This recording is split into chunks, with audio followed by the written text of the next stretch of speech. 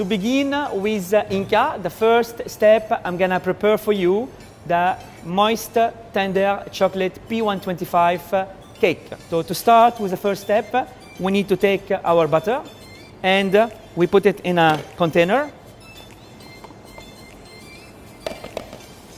And we're going to melt it with Cœur de Guanara P125 80% concentrated dark chocolate. So this has to go to the microwave to reach 45 degrees.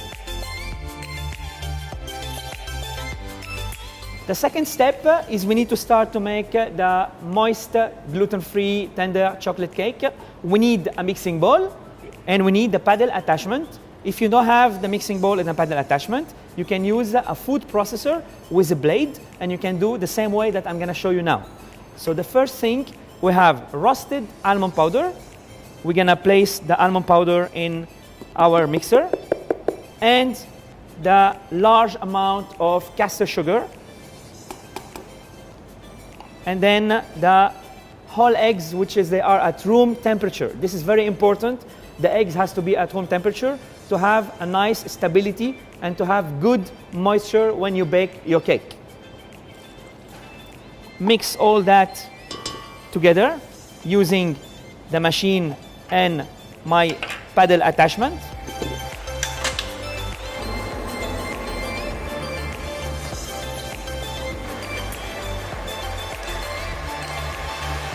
I have melted the chocolate with the butter at 45 degrees. Remember, this is the maximum temperature that you can reach to make it with your sponge. I'm going to start to add my melted chocolate and butter at 45 degrees on top of my almond mixture that we mix for 4 minutes, as we said.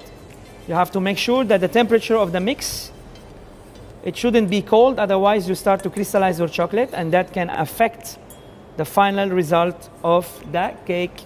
So I'm going now to put it back in the machine and start to mix for another 3 to 4 minutes.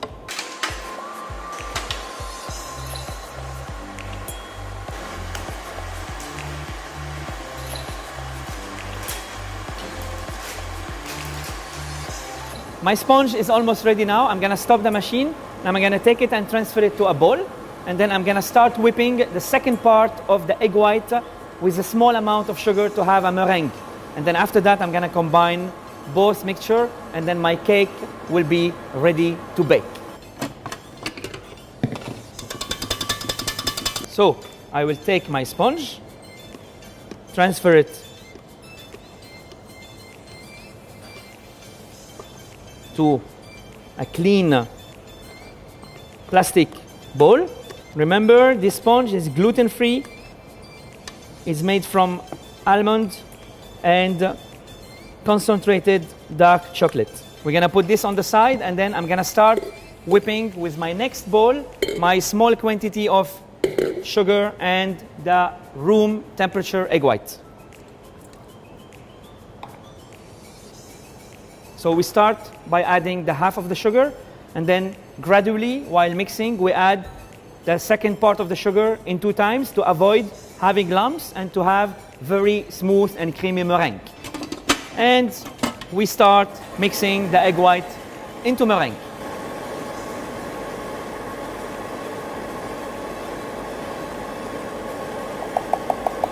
So I have added the second part of the sugar into the meringue. My meringue is perfectly whipped. I'm gonna stop the machine in just a few seconds and I'm gonna mix with my first mixture with the chocolate almond sponge, and then our cake is ready to be poured in the mold and to be baked.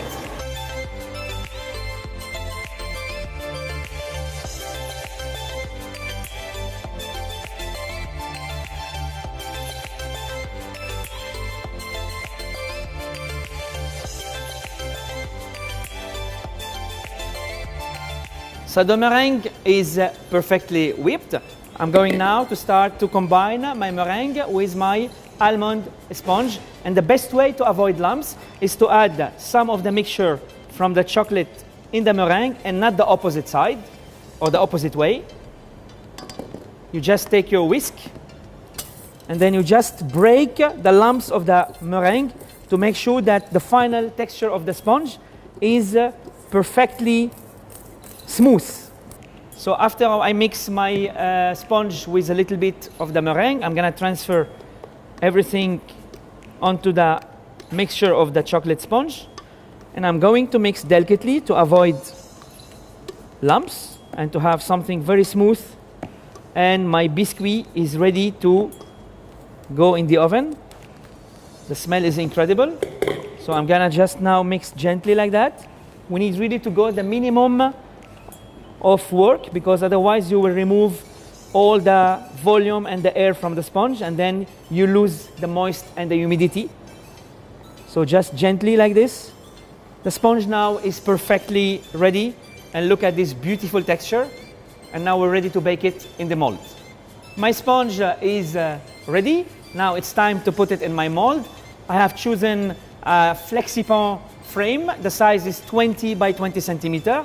This is nice for baking the sponge because it's rigid, it's hard, so the sponge won't get deformed when you bake it.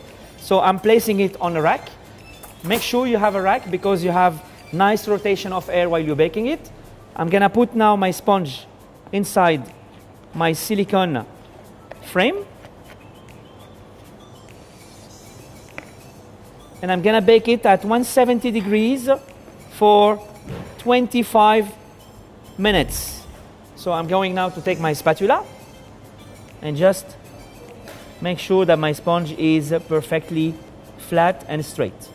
So I just tap my, my rack just to make sure that we have very flat surface and we don't have air bubbles, and the sponge will be very nice in the oven, so we will have nice and flat top and when we take it out from the oven. So now it's ready to be baked at 170 degrees for 20 to 25 minutes. It all depends what kind of oven you're using, convection, static, modular. The most important is when it's baked, you have to put a knife, and when the knife is coming out completely dry, that means it's done.